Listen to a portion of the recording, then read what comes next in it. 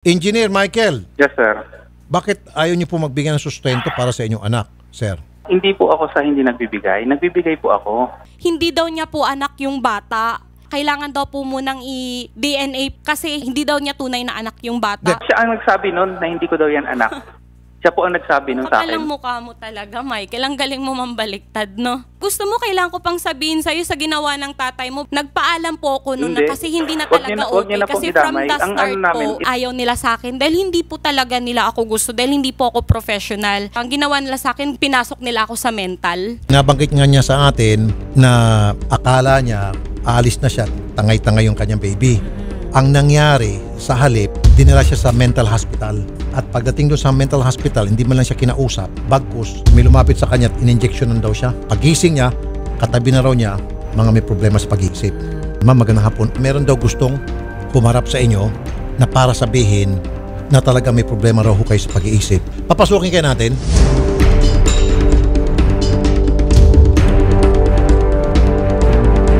Kayo po yung mother ni engineer. Ano pong pangalan itong katabi nyo? Pas Villanueva po. Kaano-ano nyo po si nanay? Pamangkin ko po siya. Itong pamangkin ko ang nakakaalam sa lahat eh. Ma'am Queenie, kilala nyo po sila. Yes po. Ma'am Paz, ano ba nangyari? Ano po yun, nung time po na yun, nagwawala na po siya, nag-hysterical na po. Tapos po, dala-dala niya yung bata, mag-a-attempt na siya ng magpapasagasa na siya sa sasakyan. Po may time na ganyan siya pag ina-atake siya. Nagwawala po siya, gusto niyang makapanakit. Kung ako may sira sa utak at kung ako gustong magpakamatay, dapat nung minental nila ako, ginawa ko po yun. Ma'am Queenie, nakatali ka, nakagapos Nakatali ka. na po ako, yung tali yung pangsampayan. Wow! Ang sarap. Sino pong nagtali sa inyo? Imagine ka pa. Siya. Wow, ako? Sobra niyo akong So, pinagtulungan. ilang buwan na po siyang May nakakainom po ng paglalagyan gamot. din kayo. Queenie, Ay, salamat. At At meron ding hustisya sa ginawa niyo sa akin. Totoo O, ba't yun, ka nagagalit? Queenie, ako hindi Alam mo kung sinungaling ako nanay. nagagalit? Kasi sinira niyo ang buhay ko. So, wala kaming pakialam. Sinira niyo ang pagsasama namin. Oh, talaga? Totoo. Wow, talaga? Sobra ka sobrang na. galing niyo at napakasinungaling niyo, lalabas at lalabas Ay, yung hindi totoo. sinungaling kami. Hindi kami sinungaling. Kung in psychological incapacity po ako, hindi ko makukuha yung anak ko sa inyo. Ay, paano? Hindi mo sinasabi na galing ka sa mental hospital. Kompleto kaming Ginamit documents. mo talaga siya ng Martin. Sir, yung sa ano po, yung pa-DNA test, paano po ba yung okay. weight po niya?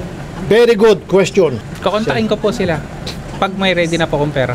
Ang tanong ko lang, sir, bakit duda ka na anak niya? Pinagkakalat niya po na hindi sa akin yun. Kanino yung pinagsasabi? Sa mga tao sa amin, sa lugar namin, Ano pagsabi niya? na hindi daw po sa akin yung anak, yung Hindi nga ako bata. nalabas sa kanila eh. Kasi kinukwento sa akin nung labandera namin, lagi niya daw kinukwento na hindi sa akin yung bata. Bandera nyo yun eh. Natural, sa kakampiyon sa inyo. Hindi Sa lang inyo yun, yun, lugar marami nyo pa. yun eh. Marami Lugar pa nyo po. yun.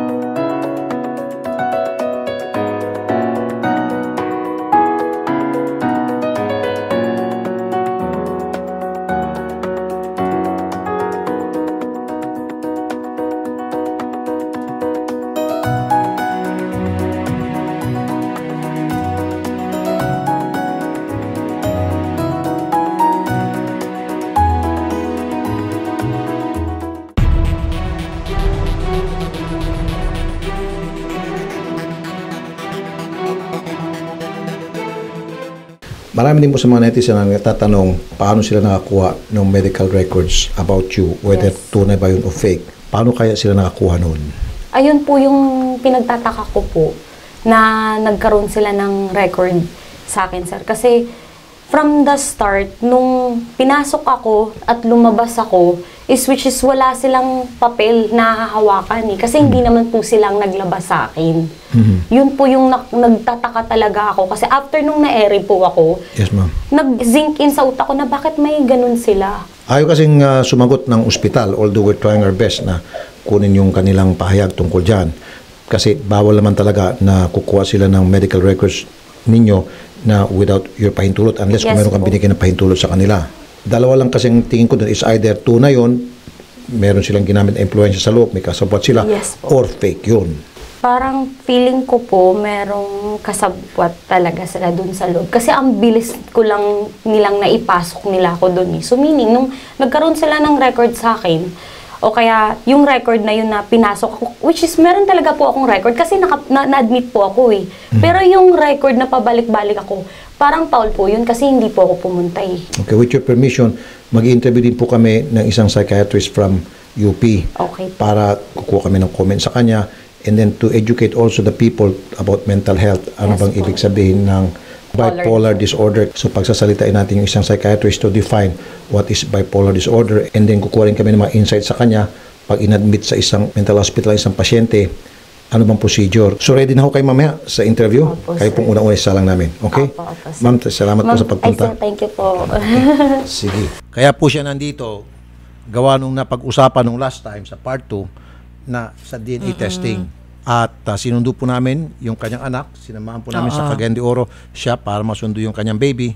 Ma'am Queenie, magandang hapon. Magandang hapon po, Sir Rafi. Bagong lahat, Tsaka- kumusta po kayo? Okay naman po, masaya po. Sa Monday po, magaganap na yung DNA testing. Super excited na po ako sa DNA, Sir Rafi. Excited? Yes. Wala kang pang-alinlangan or sorry kasi ang unang naghamon yung si lalaki. Yes po. Tapos ngayon, ikaw pa nga na-excited. Opo. Kasi alam ko naman sa sarili ko na siya yung daddy talaga. Ano naman po sabi ng mga kamag-anak mo sa Cagayan de Oro, tama po? Opo. Particular na po yung mami nyo sa mga pangyayari. Nung una po, nung pumunta po ako dito, pinupush niya po ako, okay daw, ganito, ganyan. Tapos nung second na nagharap na po kami ng biyanan ko, medyo nag-iba ng way ng mama ko. Bakit po? Hindi ko po alam, sir, kasi nung last na nag-text siya sa akin, nag-text lang siya na nag-chat daw yung kapatid ni Michael, which is yung si Joe Andetic, na ano po ba daw yung gusto naming mangyari, kasi napapahiya na nga daw po yung pamilya nila. So, yun, simula po nun, iba na po yung sagot ni mama sa akin na wag na daw ituloy kasi napapahiya na nga daw yung kabila. Medyo problema kami ng mama ko. Kasi ang sinagot ko sa kanya, kung ano yung sinimulan ko, tatapusin ko. Wow, tapang ni ma'am. Palakpakan mo nga. Okay to si Ma'am Queenie. Tama nga naman. Dapat tapusin ang lahat ng sinimulan. Yes po. Very consistent talaga siya. Very consistent siya. In fact, yung mga tanong ko sa kanya, yung pagkadala sa ospital, walang pagbabago sa kanyang mga statement. Totoo. Alam mo ma'am, marami kang tagahanga. Thank you po. Okay. So, after last meeting dito, hindi na ako kayo nakipag-usap sa kanila sa kabilang side. Wala nung communication. Wala po. Since nung malis ako sa kanila, nakuha yung bata, wala kaming communication. Kahit nung pagkatapos nung ere, nung pangalawa po, wala po. Yung pong na pag-usapan sa dito at saka sa barangay, tun sa suporta, sa 15 pa ho yun, ano? Opo, effective daw po ngayong October 15 po. So far, mukhang matutuloy naman siguro.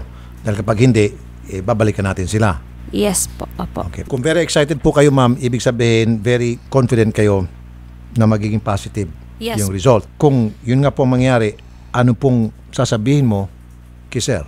Parang silent na lang na parang akin pa rin yung huling halakhak. Okay. Kasi sampal na sa kanya, wala na dapat akong sasabihin na kung ano-ano. Kasi ayun na yung sinasabi mong hindi sa'yo yung bata. Ayan na yung DNA. Yun na yung nagpapatunay. So hindi na ako magsasalita para sa kanya. Hindi na rin yung hukay maghahabol tungkol doon sa serious illegal detention na kaso. What if po, Sir Rafi, pwede po ba ako magtanong kung possible po bang mag-change po yung utak ko na if ano ko po ulit yung serious illegal detention? Pwede naman po, ba ma'am. yun, Pwede, sir? pwede. In fact, yan nga pong gagawin natin kapag hindi sumunod sa usapan na pag-agrihan, ituloy mo na yung kaso. Okay po. Kaya nga, kung ako sa inyo, kumonsulta po kayo sa abogado, bibigyan namin kayo ng abogado na pwedeng makipag-usap sa inyo para i-brief lang kayo na ano mangyari kung sakali man tinuloy mo, ito yung maging sitwasyon. Okay? Para bigyan ng kayo ng konting guide. For the meantime, kapag natupad yung usapan, agreement, hindi ka magdidemanda. Ganun pagkakaintindi ko. Tama? Opo. Kahit naman siguro pagka nagsustento siya, pag nagbago yung isip ko po, posible po bang pwede ko pa po bang gawin po yung sa tatay niya? Nasa iyo po yun. Opo. Nasa inyo po yun.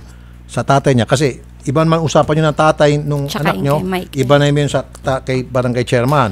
Pwede nyo pa rin ituloy as long as pasok pa sa statute of limitation. Kaya nga po itatanong natin sa abogado kung hanggang ilang taon ba pwedeng isampa pa yung matagal ng kaso o matagal na nangyaring serious illegal detention. Sige po, sir. Okay.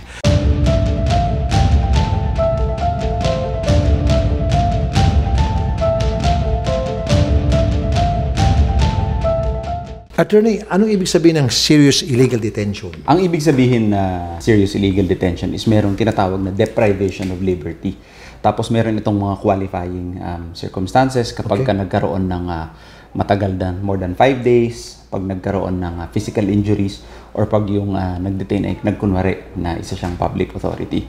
Pero kung wala naman yung mga ganong sitwasyon, illegal detention pa rin ito. Pero yung tinatawag na slight illegal detention. So mabigat pa rin ito na offense. Yung sa kaso po namin, pamilya ka na ba yun? Yes, na-discuss sa akin, no? Kanina. Ano yun? Will it fall under serious illegal detention o slight? Well, sa aking palagay, Rafi, no, mukhang slight illegal detention na isa pa ring serious offense kasi nga nagkaroon ng deprivation of liberty. Kasi ang pagkakaintindi natin ay ayaw niya, no?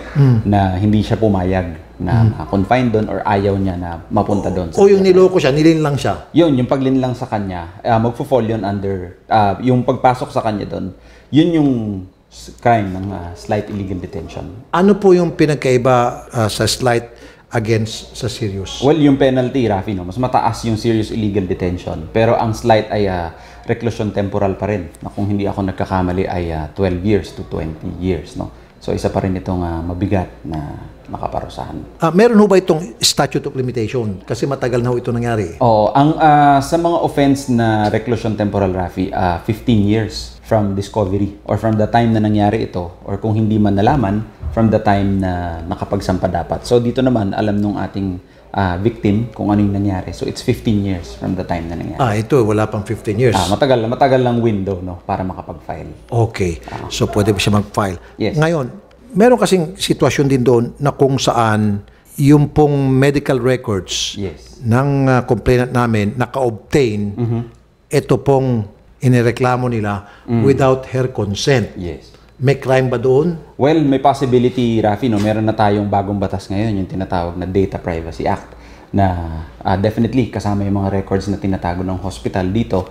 So kung ito ay na-obtain na hindi pinahintulutan ng pasyente at nabigay sa ibang tao na walang otoridad o walang pahintulot ng pasyente, definitely violation ito ng Data Privacy Act. Kasi personal data ang mga nakakontain sa iyong medical record. Sino pong kakasuhan dito? Yung hospital o yung kumuha? Well, kung sino ang nag-release, Rafi, no? Kasi sila ang may hawak nung informasyon na yun. So yung pag-release, yun ang crime. Yung paglabas mo ng informasyon na walang pahintulot ng tao. So in this case, yung hospital yun, National Mental Health? Yes, kung sino yung may control over that particular information. How about naman yung taong nag-request? Oo. Well, hindi natin masabi na nag-violate siya nun, Rafi, kasi nasa receiving end lang siya, no?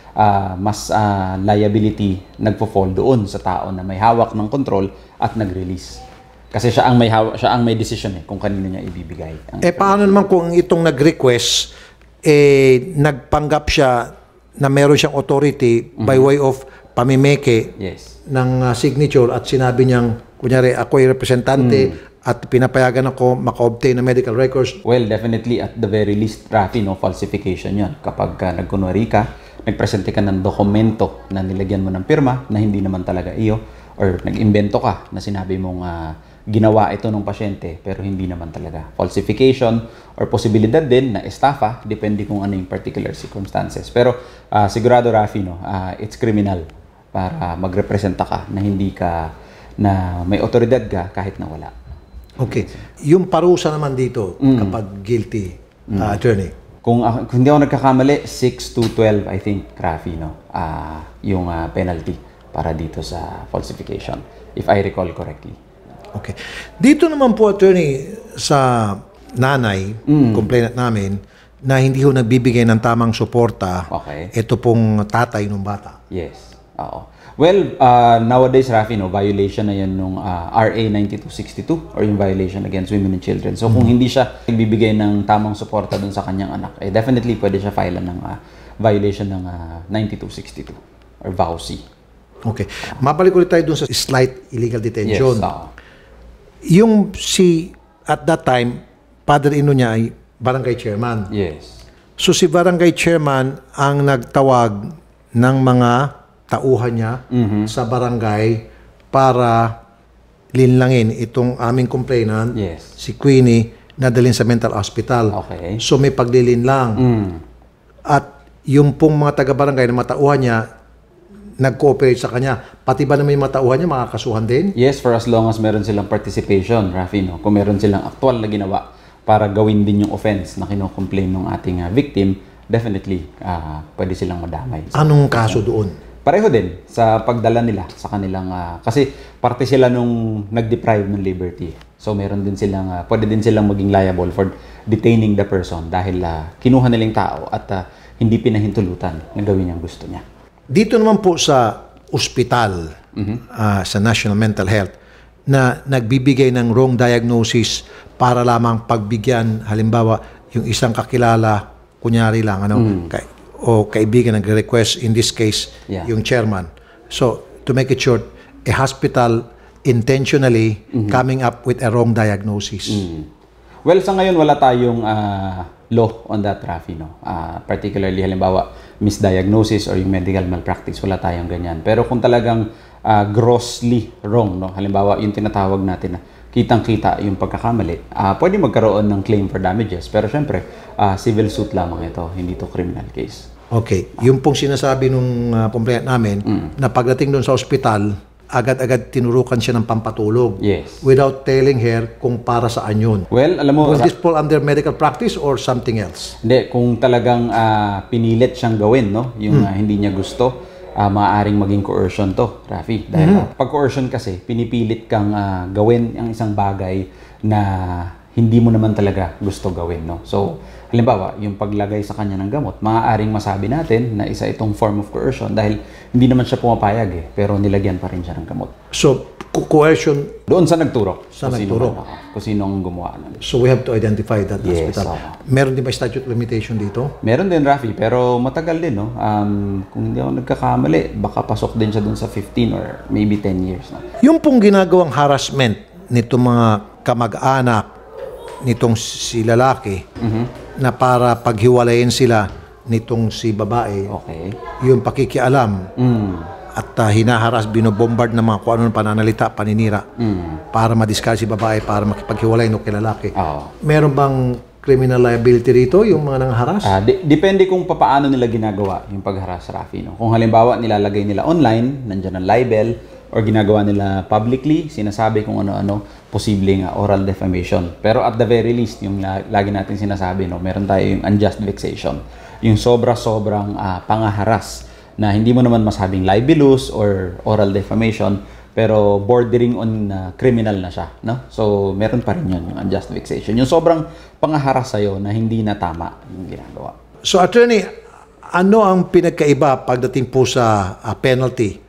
Slight illegal detention as opposed to serious illegal detention? Pag serious, Rafi, no, nasa reclusion perpetua. Dati kasi may death, wala na yung death. No? So, hanggang reclusion perpetua, which is 20 years and 1 day to 40. Ano ibig sabihin po ng reclusion perpetua?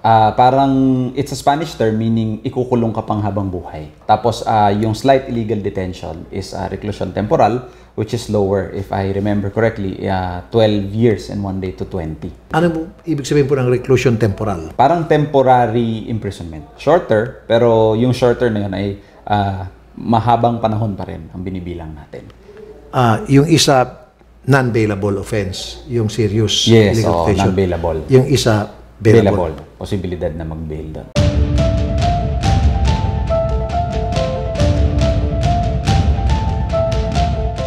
what is bipolar? Ang bipolar disorder, isa po siyang mood disorder. So, ibig sabihin, meron po tayong parang papalit-palit na mood. Yung isa pong end yung sobrang depressed or sobrang malungkot na nakaka-affect na sa pamumuhay. Yung isa naman po, yung kabaliktaran nun. Yung sobra namang masayahin, sobrang irritable, sobrang mataas ang energy. Yun yung tawag natin na mania, kumbaga. So, yun po yung dalawang ng mood, depression tsaka mania. Meron din naman pong hypomania, yung medyo katulad ng mania pero mas less severe, kumbaga. So yun po yung parang nagko-comprise or nagka-characterize sa mood disorder or sa bipolar disorder. Yun po yung bipolar disorder na sinasabi po natin. Ang isang tao po ba na may bipolar is kailangan i-confine sa hospital? Hindi naman po lahat ng may bipolar kailangan i-confine sa hospital. Meron lang po kasing mga pagkakataon na yung mga may bipolar nagiging yung nabanggit ko nga irritable o sobrang taas ng energy na minsan po hindi na nila nakokontrol yung sarili nila. Nananakit ng ibang tao, ng away. So, yun yung isa sa mga dahilan kung bakit kailangan i-admit ang isang patient na may bipolar. May iba din po na bipolar na kailangan lang po ng parang consultation or check-up lang po sa isang psychiatrist. Tapos, yun lang po yung kailangan nila, maggagamot lang po sila. Hindi sila kailangan i-confine. Sa kaso kasi ni Queen, ang allegation ng ex-husband niya and dun sa father-in-law, nananakit daw. So, dinala dun sa mental hospital and then pagdating dun, syempre parang natural reaction ng tao na dinala ka ng mental, so talagang magwawala ka, papalag ka. So, pagdating po doon, in-injectionan siya ng hindi niya alam kung ano. So, yun po ba, kumbaga, kasama ba sa procedure na kailangan injectionan or kailangan na parang mag-take ng medicine kahit hindi pa siya na-check? Yung injection, ganyan, kasama po kasi yun sa gamot, no? But hindi po ibig sabihin na pag in-admit, injectionan po agad. So, yun din po, parang case-to-case basis yun. Pagpasok naman po ng isang patient sa hospital, so sa psychiatric na facility, titignan po muna siya talaga ng doktor, ng psychiatrist usually. Kung nakita ng psychiatrist na kailangan niya maggamot, so talagang bibigyan po ng gamot. Yung injection, yun po, binibigay po yun sa mga pasyente na sobra po yung pagwawala, hindi nakakontrol or hindi nakakausap na maayos dahil sa pagwawala niya, or dun sa mga, lalo na po yung mga nananakit. Ngayon po, hindi siya yung talagang procedure na kapag merong inadmit na isang pasyente sa isang mental hospital or any psychiatric facility na kailangan injection na agad. So, hindi po yun gano'n. Ano ba yung proper procedure po para mag-admit ng isang tao sa mental hospital? Meron po kasi tayong tinatawag na parang voluntary na admission. So, yun po yung usual na way ng admission na sa isang mental hospital na pupunta ng kusa yung pasyente, tapos magpapa-admit siya kasi pakiramdam niya hindi siya nagiging okay. May iba naman po na, which is yung mas madalas, yung dinadala po sa mental hospital ng walang pasabi or bigla na lang, diba, dadalhin po doon. So, madalas po, madami sa mga pasyente with mental illness or yung mga nagkakaroon ng episode, kumbaga, madami po sa kanila parang hindi sila agree na meron silang sakit. So, kaya minsan, kailangan po ng parang involuntary na admission. Ibig sabihin, minsan against their will, pero kung kinakailangan, i-assess po yun ng doktor. Sinasabi pa rin po yun sa kanila, sa pasyente, na kailangan silang i-admit kahit na hindi sila papayag. Kasi madalas po, mas kailangan nila na ma-admit sila sa ngayon. Kasi may pananakit na sa ibang tao, minsan may pananakit na sa sarili. So, para po yun sa safety nila at sa safety ng ibang tao.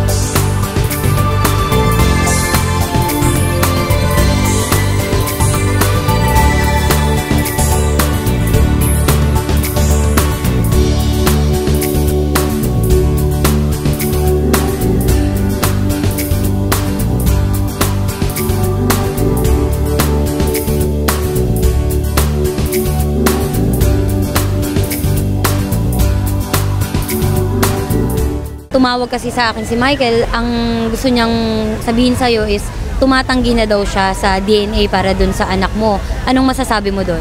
Natatakot po ba siya dahil mabubulgar na talagang siya talaga yung totoong tatay ni Ethan? Kasi kung ako, mas gugustuhin ko talagang mapa-DNA yung bata eh. Para mapakita ko na talagang siya talaga yung tatay. Tsaka naghamon siya tapos ngayon uurong siya. Ang lakas ng loob pa nila. Siyempre nationwide po yun. Para sa akin, sobrang napahiya. Napahiya ako. Lalo na yung anak ko. Matutrauma pag nakita niya in the near future. Tapos ngayon siya yung uurong. Lakas ng loob nila, pati yung nanay niya. Tapos, ano ngayon yung nangyari? Uurong na lang sila. Kumusta ba kayo nung anak mo ngayon? Sobrang masaya ko na naaalagaan ko yung anak ko. Ayun po. Sobrang saya ko na nasa akin yung anak ko. Okay lang sa'yo na hindi na ipa-DNA yung bata? Wala akong magagawa kung ayaw niya eh. Pero kung ako lang yung tatanungin, gusto ko. Kasi yun yung pinaka main point ng namin is gusto niya ng DNA. From Cagayan de Oro, kinuha ko pa yung bata para lang mapa-DNA. Tapos in the end, ang mangyayari, uurong siya. So, natakot talaga siya. Anong nakakahiya kasi, di ba? Na parang siguro pinagpe-fiesta na siya ngayon ng kapal ng mukha niya. Actually, galit ako sa kanila lahat. Siguro marahil mapapatawad ko sila dahil kahit yung sa ginawa nila sa akin, yung dinala ko sa mental. Pero yung para sa anak ko, ipaglalaban ko talaga. Ma'am, kumustahin ko lang yung napag-usapan natin sa DSWD na ang napagkasunduan niyo doon, every 15 of the month, magbibigay siya ng sustento kay Ethan na 10,000. Natupad po ba? Yes po, natupad naman po nung October 15. Nagpadala na po siya, tapos saka sana tuloy-tuloy hanggang sa matapos yung anak ko sa pag-aaral. Yun lang po. So, kumbaga, natupad naman yung napag-usapan na through bank, hinuhulog niya doon? Yes po, sa bank account po ng bata. Diretso. Natupad naman po lahat. Anong mensahe mo kay Michael kung makikita niya ngayon yung interview mo? Hi, Michael! Nakakaawa ka kasi naghamon ka ng ng DNA. Tapos, ang lakas ng loob nyo. Kayo, mga detik. Tapos, biglang uurong kayo. Hindi mo man lang inisip na kinuha ko pa yung bata. Plus, ito pa nanggugulo kayo sa bahay ng nagbabantay kay Ethan. Bakit mo ginugulo? Di ba nga ayaw mo na nga magpa-DNA?